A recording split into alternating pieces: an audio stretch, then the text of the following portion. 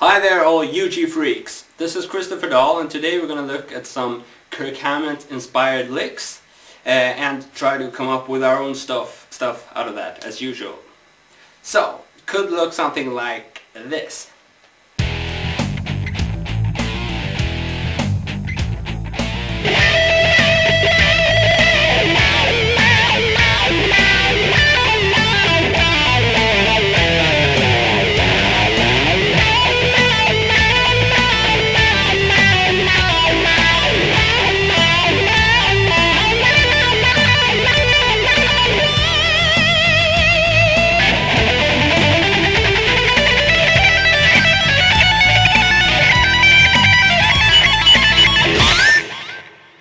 The first Kirk Hammett style lick we're going to look at is a typical rock cliche, which he does a lot, as well as many other players.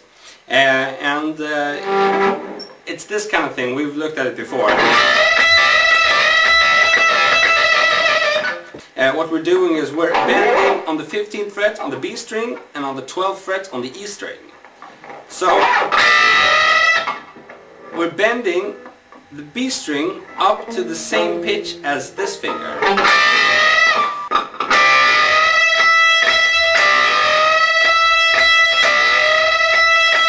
So what's cool with this kind of technique is, number one, you get a real dirty sound out of this kind of double stop bend.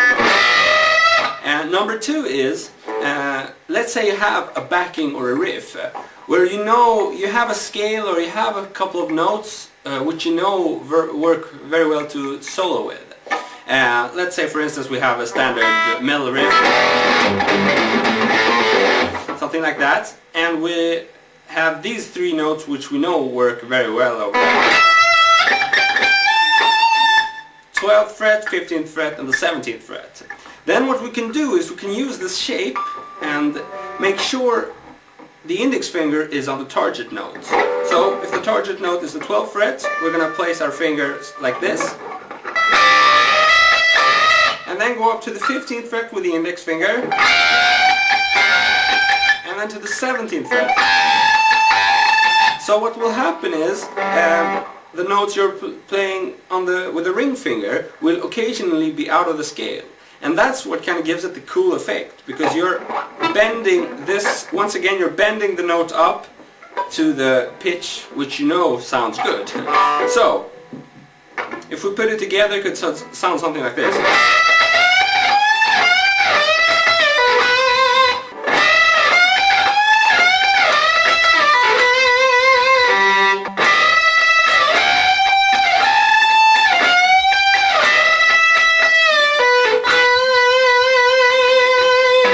Let's say we want to take this a little further and do something more original out of it. Then we can use another kind of double stop technique, something which goes something like this.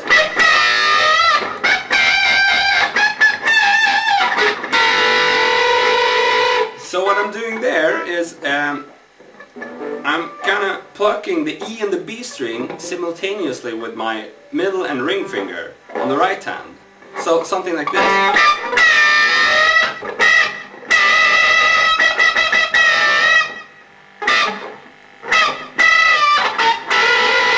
So that gives it a real crazy squeak. So what's happening is, we're first doing a pre-bend. So something like this.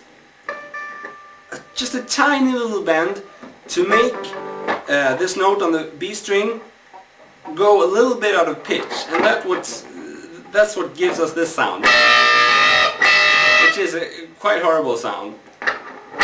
So what I'm doing is first pre-bend and then plucking with my right hand, and then I'm damping again with my right hand, like that, and then I'm bending up to pitch. So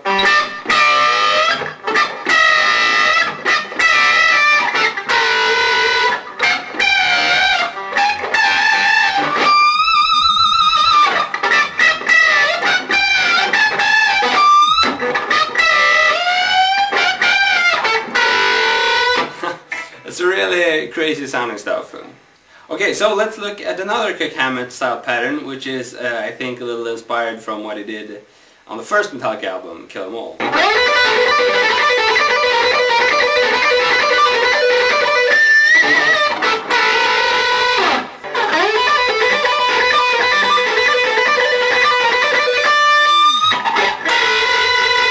So what we're doing is actually a combination of two patterns. The first pattern is a 16th note pattern, which goes like this.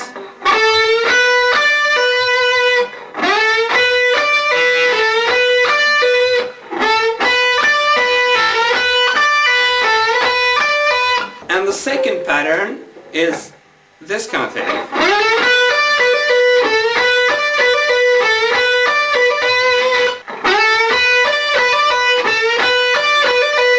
So what happens is when we put them together, we get something like this. So slowly.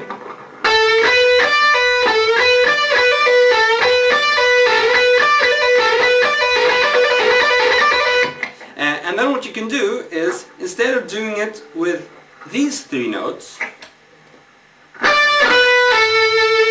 we can add, or not add, we substitute the last note with this one,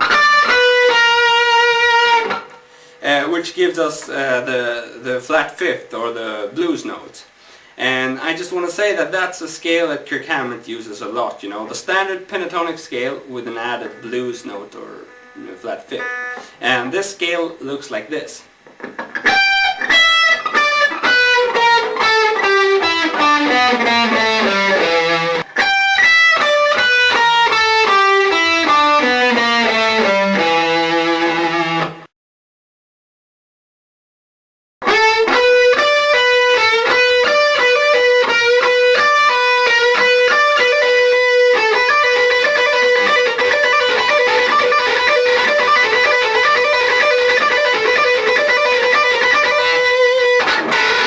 Now you can apply the same kind of pattern and mixing between two different rhythms to wider arpeggios or scale patterns or whatever. Or just, you know,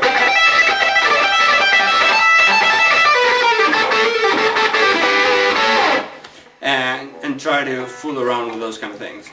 So a third kind of Kirk Hammett style pattern, which Joe Satriani uses a lot too, and once again they are just a few among many guitarists who use these kind of cliche licks. It's this kind of thing.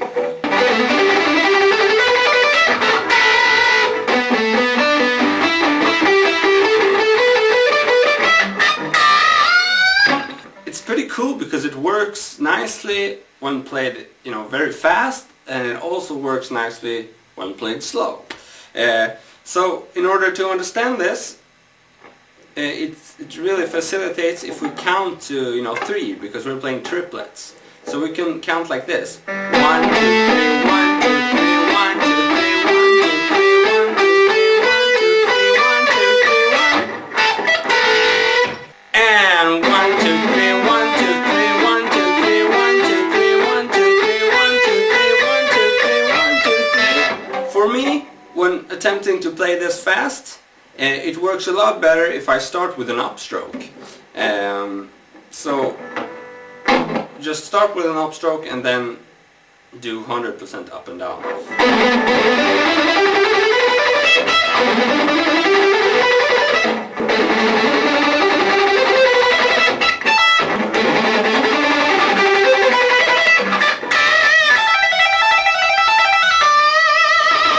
How can we create some variations around this, and how can you start to improvise around with these kind of patterns? Because that's the whole idea, right? Well, one way would be, I'm sure you've noticed that I've kind of ended all the fast phrases with the double stop. That's a really cool way to end, you know, to end the phrase.